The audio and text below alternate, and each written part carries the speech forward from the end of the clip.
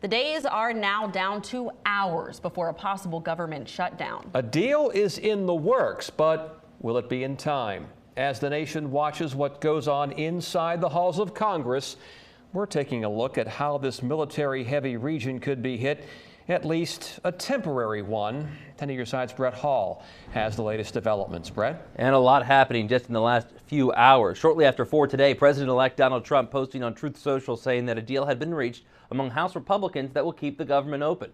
Again, we're talking about the president-elect saying this, not President Joe Biden, who actually must sign a bill keeping the government open.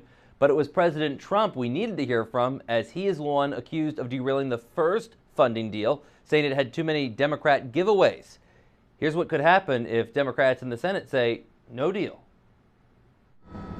The estimated 85,000 active duty members of the military in Hampton Roads would be working without pay if the government did shut down. It means more than 60,000 civilian federal employees in our area would either go to work without pay or be furloughed. National parks would close, and many other federal agencies could operate with less people.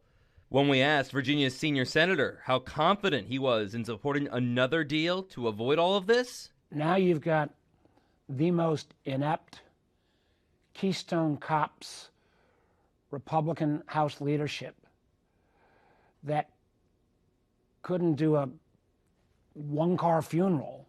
However, Democrats aren't the only ones being critical of the way the former president and others criticized the original deal to continue funding the government. North Carolina Republican Congressman Greg Murphy posting on X last night that, quote, disaster aid and farm aid is not pork. It's called governing. That's what we were elected to do. Earlier this week, Congresswoman Jen Kiggins said, continuing resolutions are not ideal, but shutting down the government is worse, and we don't want to do that for sure. The amount of federal dollars that impact this area impact our active duty military, so that is not an option. I agree with Senator Warner as far as what are some repercussions that we can put on Congress so that we can get our work done.